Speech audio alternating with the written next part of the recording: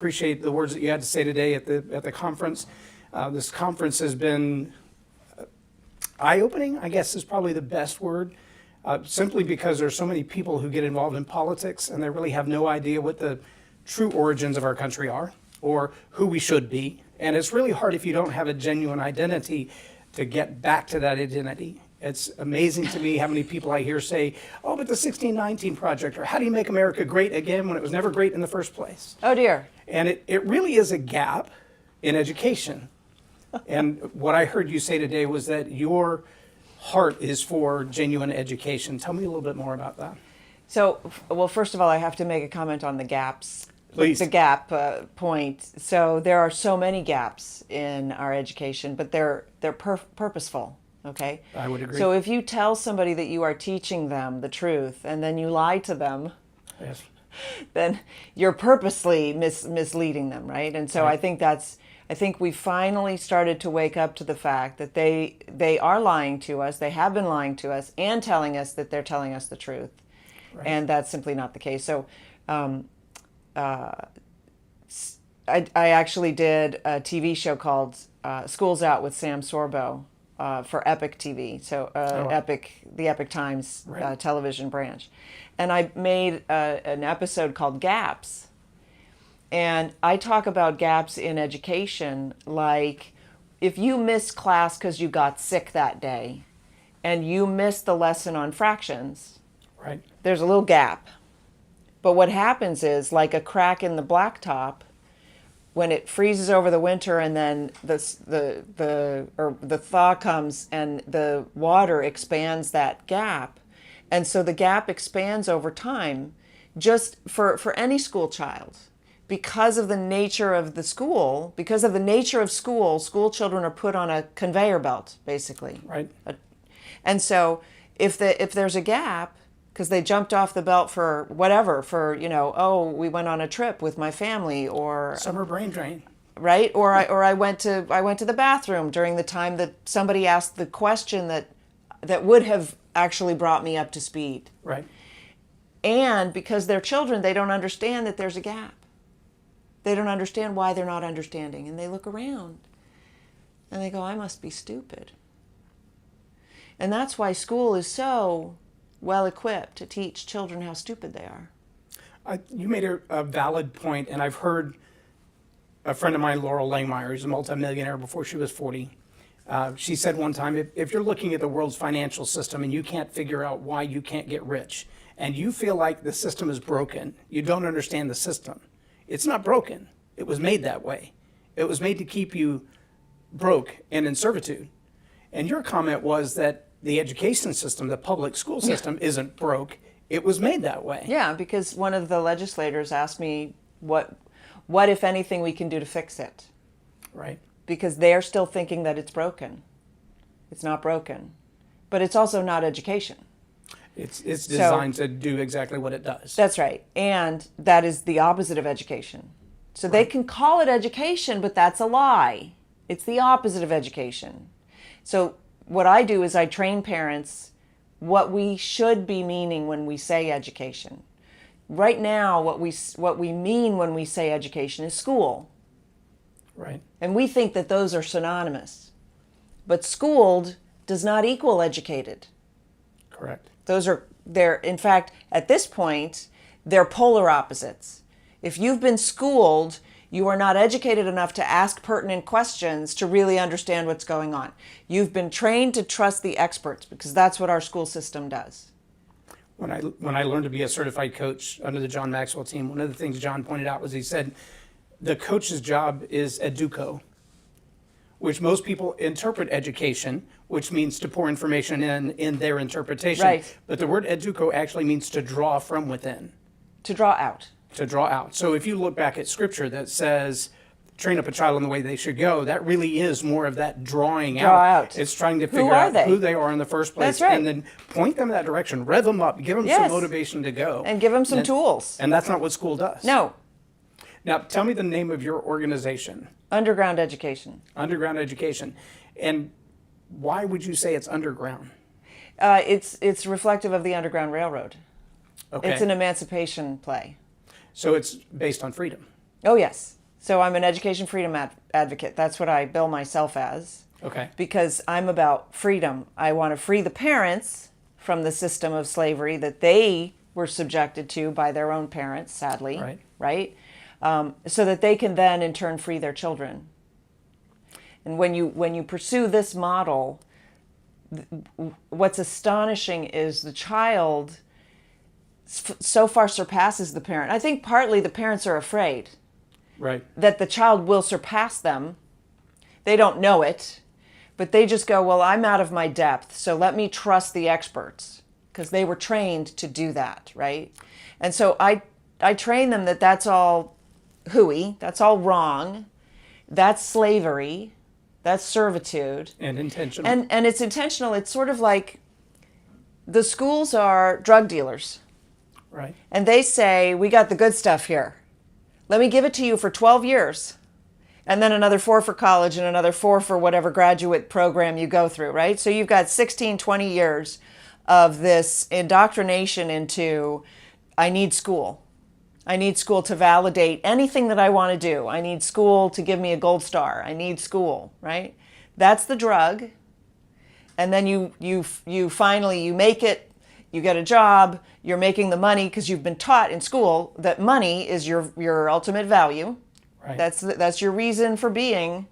And if you make the money, that's going to be your happiness, right? And then they've conditioned you that you need school, and so your children need school.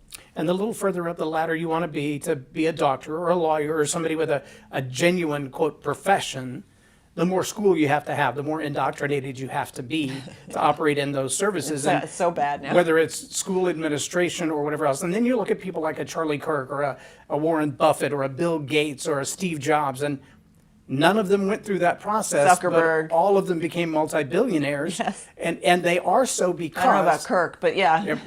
Most of them are. Yeah. Because they're not indoctrinated in the system and they're not following They the figured system that out. trains them to be just like everybody else. The way to win in that system is to ignore the system. The way to win is to ignore the system. Then you go, well, wait a minute. So what's the system for? It's just for keeping down bozos like you. Well, and I'm reminded of that little mechanical rabbit that the greyhounds chase on the track. Yeah. And I'm thinking, if that rabbit was a real rabbit and it started changing direction, or you'd be toast, because all you know how to do is run in a straight line really, really fast. Well, there's that, right? You'd have a hard time pursuing it if it was more dynamic. And this is the real conversation that we need to have, right? Because our education system is based on, the conveyor belt technology Yes. of, the Model T. Right. Sir Lawrence said that, I believe, in a TED Talk several years ago. He said, if you look at the Industrial Revolution, the conveyor belt, the process assembly line, our children are lined up in little Yes. rows. They're taught at this grade these things, That's and at right. this grade these things, and if you drop out in this grade, then this is the cap of what you will know. Right. So if you only learn to make fenders, you don't even worry about tires and dashboards. Right. You do fenders. Yeah. That's all you know how to do. That's right. And so you're relegated to that station in life. But not only that, from you're now on. conditioned to believe things about yourself that are also untrue. And so parents today say, well, I can't homeschool my kid. I don't know how to do that. Right. And I go, well, you do a lot of things that you weren't actually trained to do. I don't believe the Wright brothers had a pilot's license. Right. Exactly. Benjamin Franklin. What did Benjamin Franklin do? Oh, that's right. Everything. Yeah. Like he literally had 12 jobs. It's amazing to me how many people say today, Professions, I you should can't say. be good at that if you're also good at this. Well, there's that, right? So they've bifurcated, they've separated all the different subjects.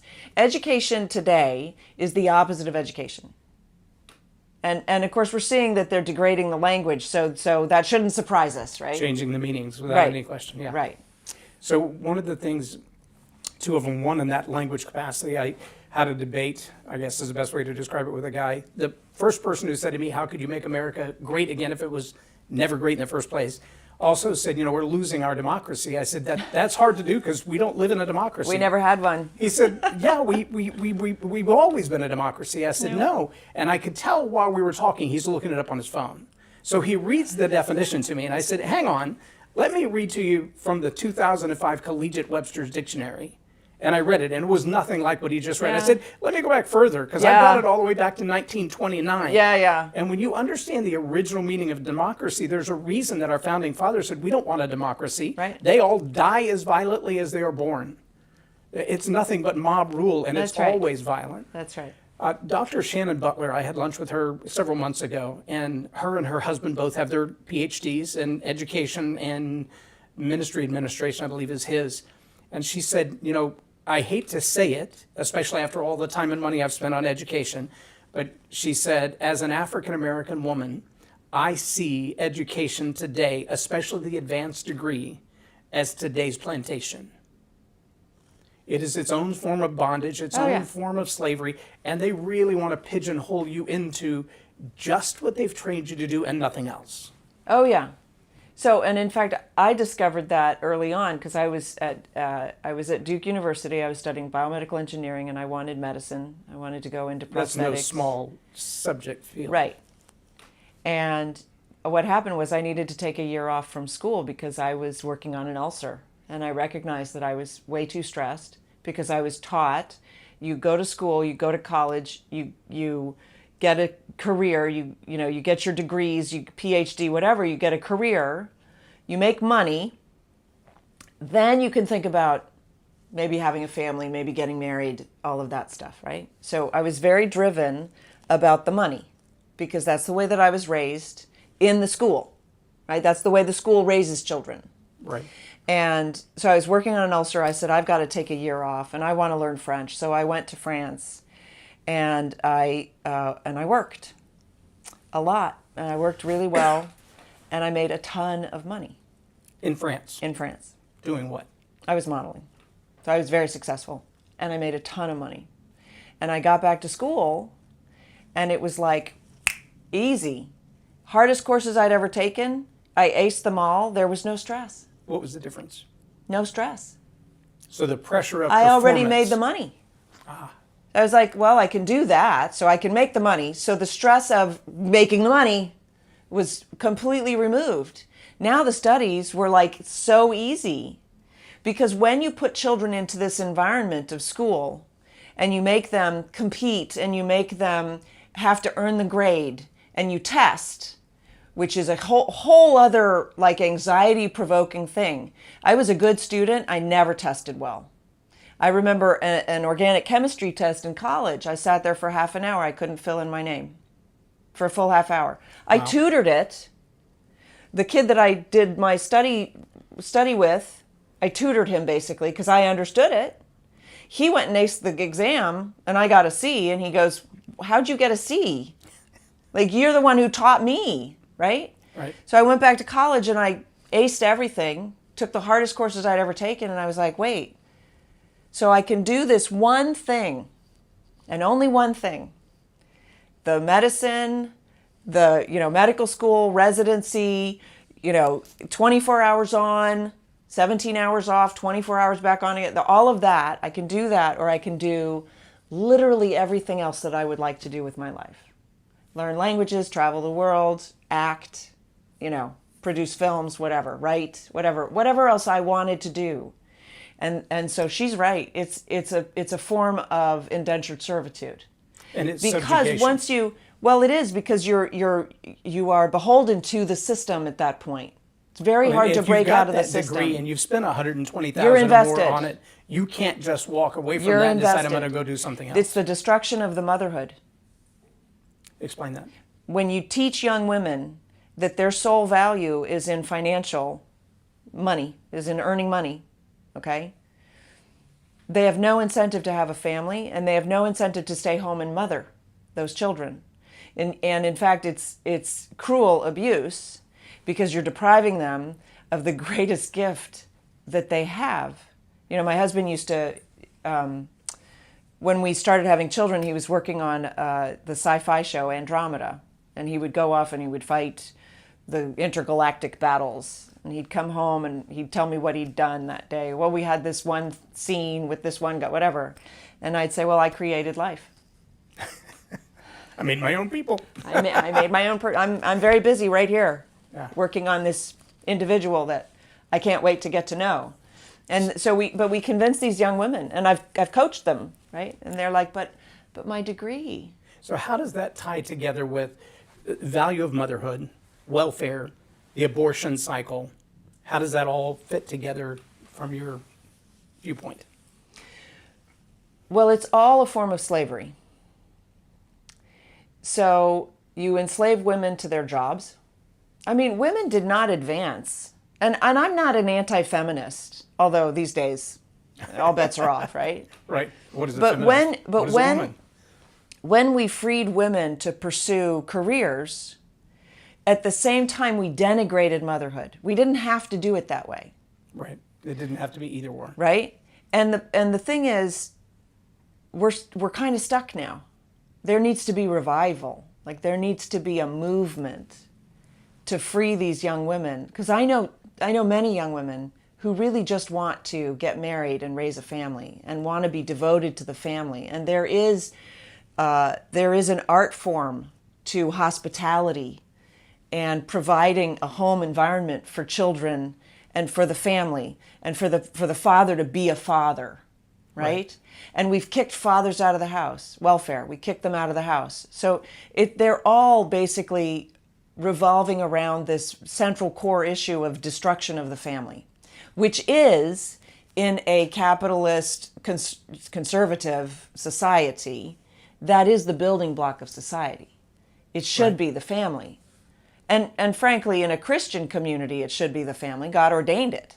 Well, and it's the way that God disseminates information, right. authority, protection, That's right. provision, everything. That's right. Well, and I think if you look at whether it's BLM or whatever other organization, everybody seems to have this anti-God Marxist kind of a concept, and all of them look at the destruction of the family, the destruction of capitalism, the rewriting of history. They have to accomplish those things. Pornography in the schools, that's going a long way, right? If you ruin a young person for the sex act, they're not going to start a family. Well, and there's so many young people today. I don't remember how long ago it's been since I heard the report, but kids that are, I say kids, 19 to 25 years old who are now celibate by choice because they've lost interest in sexuality because they've been oversexed from the time they were 10 or 12 years old, or they've been molested, or they've been, well, and the whole victimized in some transgender other way. movement. Right. There are a whole lot of people that are coming out now saying, I went through the transition and now I want to transition back, and let me tell you how horrible that was. Yeah. A lot of people that are suicidal. They're not allowed to speak. You can't let those people talk. We want to only hear from the people with the unicorns. Who are celebrating it. Yeah. And now we have the furries, right? The request for Little Rocks, yeah. I know. Locally, there's a young girl that was attacked by a furry in the bathroom. Oh, dear. Molested, yeah. She's 14. Oh. So I had... her life is over. Yeah. Yeah, she knew it. Yeah, I had a grandmother reach out and say that her 11-year-old granddaughter was raped in the bathroom at school by a 15-year-old boy. Amazing. And that's just straight kids. Right. But what are we teaching them? Every school is a religious school. I heard you say that earlier. Every school is a religious school because education is the indoctrination of the child.